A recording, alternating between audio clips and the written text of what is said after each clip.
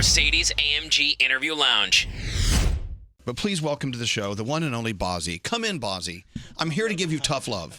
You worried about me? Yeah, I'm worried. Sit down. Me? You worried about me? Yeah, you work too hard.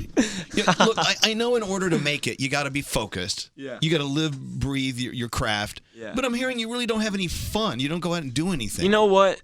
I have a good perspective on things, so I make things that aren't fun. You know what I mean? But it's like when you're in the middle of nowhere and you're like in a hotel room, you're kind of forced to like make up your own fun. I know. That's when you rent the porn in the hotel room. Who told you? I know. Who told you? I'm just trying to casually have my personal fun, and you just expose me in front of the whole world. To take my advice, never eat Cheetos while you're watching porn. Okay. All right, just leave it at that. Okay. That orange powder. Anyway, moving on. So, Bazzi, I think originally you were born in New York. Yes, sir. Then you bounced to Detroit. Yeah. But when you realized music was what it was all about, you and your dad, you moved to Los Angeles. To make it happen. Yes, sir.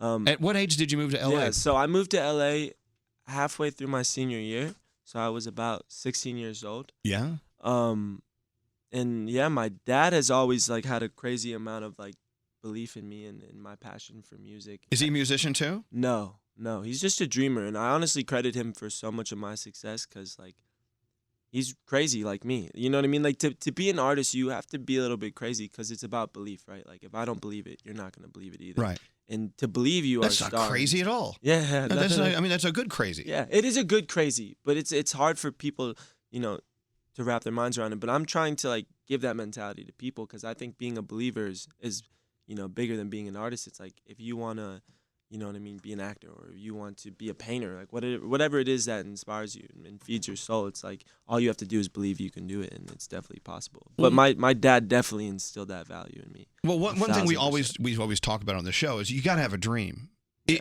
You have to have a dream at all times. And if you ever catch yourself in the middle of the day going, I don't have a dream, you better find a freaking dream. Yeah. I mean, if you don't have a dream, what are you living for? What's the whole point? Exactly. And your dream, well, you're living your dream. Yeah. I mean, look, the album came out like a couple of weeks ago. Yeah. It's called Cosmic. You're out on the road off and on with my little sister, Camila Cabello. Yeah. Which is, how is that, walking out on stage and they're screaming their lungs out, and you're like, whoa. Yeah, it's crazy, man, because I've also been, I've been locked in a studio for almost 3 years. See, this is what I'm saying. This is the problem. Yeah. You're not out having fun. No. I was having, don't even get it twisted. When I was in the studio, I was having fun. Because I didn't have anything, I had no obligations. I was literally just working on music, and I would just drink all day and wake up at 2 and then go to the studio and do it again the next day. And that was like my routine. It was really fun. And I like making music for me is like fun, which is why I never try and like chase hits, and I don't want to, chase making a hit record. I just genuinely like making a good song. Like it makes me feel good. It makes me, I have fun doing it. I have fun producing it. I have fun writing it, So when I hear your music, Bazzi, I think it's all done at night.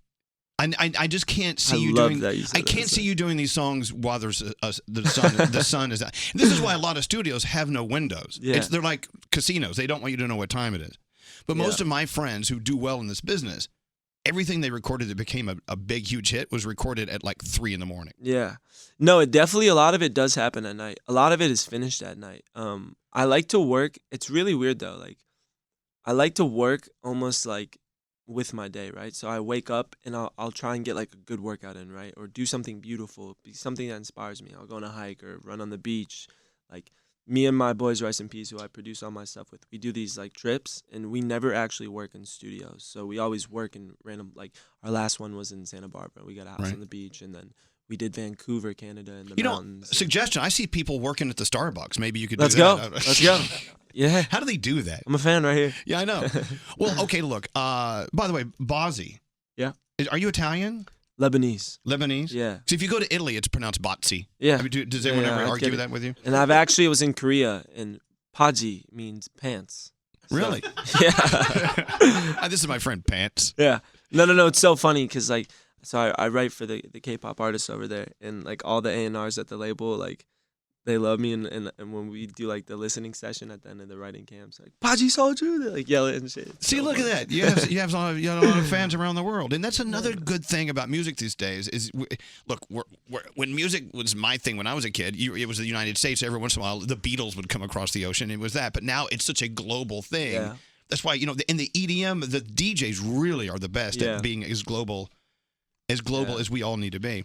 But I love that. So when you go overseas, I mean, is your reception different overseas, Bazzi, than it is here? I mean, have you started to notice a difference? Yeah.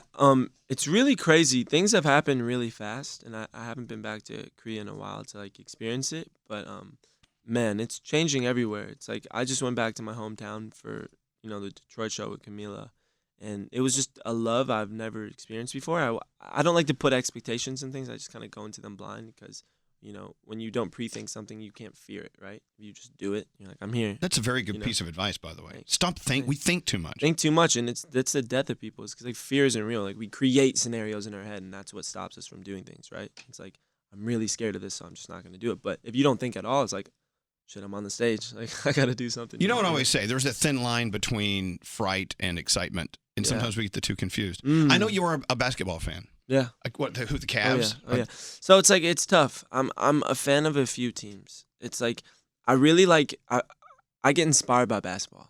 Like LeBron James inspires me. He's 15 seasons deep. He's still playing consistently every year. Incredible. Right.